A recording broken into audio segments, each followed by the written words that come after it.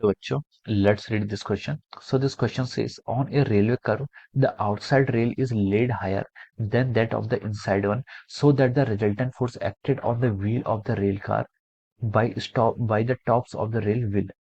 Option A is have a horizontal inward component.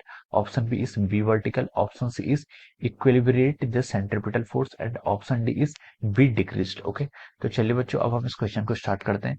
तो देखिए बच्चों, इस क्वेश्चन का आप की कॉन्सेप्ट लिख सकते हैं।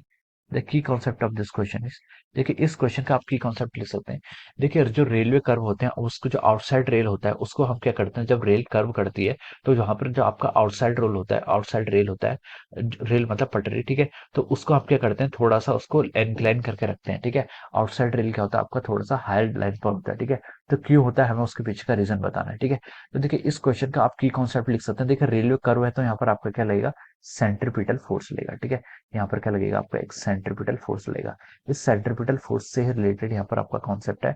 तो देखिए सेंट्रीपिटल फोर्स क्या होता है, centripetal force is defined as our mv square by R, ठीक है। जब कोई बॉडी आपका सर्कुलर मोशन करती है तब उसमें इनवर्ड डायरेक्शन में एक फोर्स लगता है, उस फोर्स को हम क्या बोलते हैं, आपका सेंट्रीपिटल फोर्स बोलते हैं, ठीक है। क्या बोलते हैं, आपका सेंट्रीपिटल फोर्स। ओके, अब देखिए ये आपका सेंट्रीपिटल फोर्स है। तो देखिए जब आपका रेलवे क्या करती है, ट्रैक करती है, तो हम देखिए अगर आपके रेलवे की अगर आपका ट्रैक क्या होंगे, हॉरिजॉन्टल होंगे तो देखिए इस साइड पर आपका क्या लगेगा, mg लगेगा, ठीक है। ये मान लीजिए रेल है और अपवर्ड डायरेक्शन में आपका नॉर्मल लगेगा, ठीक है। और इस डायरेक्शन में आपका क्या लगेगा, आपका सर्कुलर टर्न करेगी तो एक सेंट्रीपिटल फोर्स लगेगा। इस सेंट्रीपिटल फोर्स को बैलेंस करने के लिए दूसरा एक और क्या होना चाहिए, फोर्स होना चाहिए। लेकिन देखिए रेलवे ट्रैक पर कोई दूसरा फोर्स नहीं है, ठीक है। इसलिए हम क्या करते हैं, इसको थोड़ा सा इंक्लाइन करते हैं ताकि नॉर्मल का एक कंपोनेंट क्या करे, इसको बैलेंस करे, ठीक है। इस कारण के हम क्या करते हैं, इसको इंक्लाइन करते हैं जिससे हमारा नॉर्मल का एक कंपोनेंट क्या करे, इसको बैलेंस करे, ठीक है। हम इसको हल्का सा ऐसे क्या कर देते हैं, इंक्लाइन कर देते हैं। इंक्लाइन इंक्लाइन जो करते हैं वो इस तरह के करते हैं कि ये मान लीजिए आपका इनर रेल है, ठीक है। ये आपका क्या है, इनर रेल यानी कि आपकी अंदर वाली पटरी है, ठीक है। और ये आपकी क्या है, आउटर रेल है, ठीक है। इनके बीच को हम थोड़ा सा कर्व करते हैं थीटा। मान लीजिए जो आपकी ट्रेन है, ट्रेन मान लीजिए यहाँ पर कुछ है, ठीक है। इस पर आपका जो mg लगेगा, ठीक है। मान लीजिए ये आपकी क्या है, ट्रेन है, ट्रेन काफी बड़ी है, मैं खाली ऐसे ही बता रहा हूँ, ठीक है। इस पर देखिए आपका जो डाउनवर्ड डायरेक्शन में कौन सा फोर्स लगेगा, आपका mg फोर्स लगेगा, ठीक है। और इस डाउनवर्ड डायरेक्शन mg लगेगा और आपका नॉर्मल क्या लगेगा, इस डायरेक्शन में लगेगा। This will be the direction of our normal, ठीक है। ये आपकी क्या हो जाएगी, नॉर्मल की क्या हो जाएगी, डायरेक्शन हो जाएगी। और मान लीजिए यहाँ पर आपका क्या है, ये आपका वर्टिकल है, दिस इज अ वर्टिकल, ठीक है। ये आपका क्या वर्टिकल है। अब देखिए यहाँ से हम बोल सकते हैं, देखिए ये एंगल थीटा, तो ये एंगल भी आपका कितना होना चाहिए, थीटा होना चाहिए, ठीक है। ये एंगल भी कितना होना चाहिए, थीटा होना चाहिए। अब ट्रेन आपको सर्कुलर मोशन कर रही है तो इस साइड को एक इस पर सेंट्रीपिटल फोर्स लगना चाहिए, ठीक है।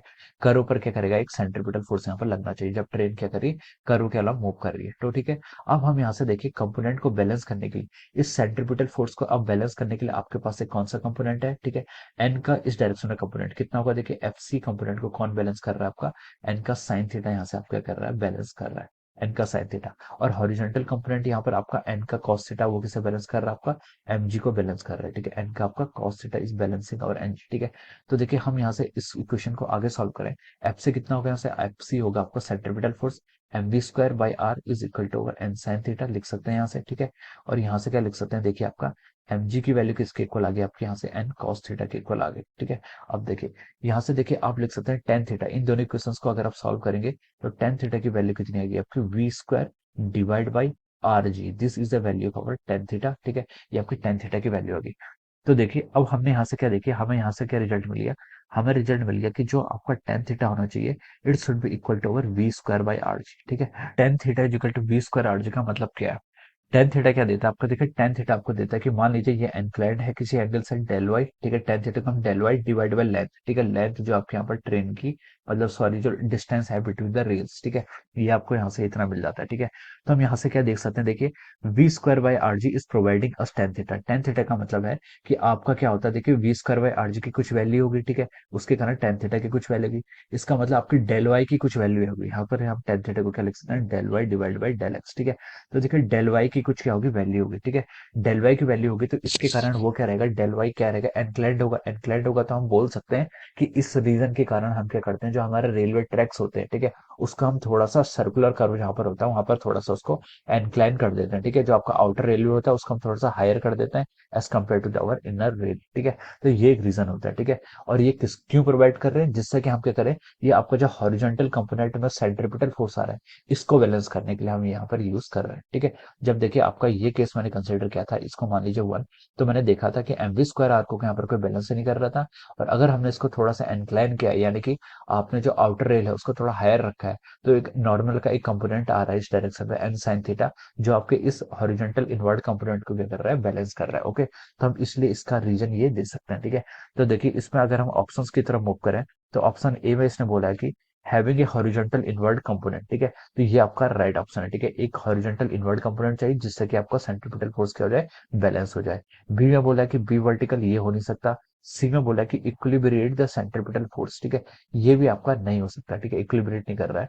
Option D is to be decrease, तो ये ऑप्शन भी रॉन्ग हो जाएगा। तो यहाँ से हम बोल सकते हैं कि आपका ऑप्शन ए क्या आ रहा है, इसके corresponding option A is the right answer. ठीक है, ऑप्शन ए का यहाँ पर आपका करेक्ट आंसर है। Okay, answer of this question is our option A. ठीक है, ऑप्शन ए क्या इसका राइट आंसर है। So I hope you all understood this concept. All the best and thank you so much.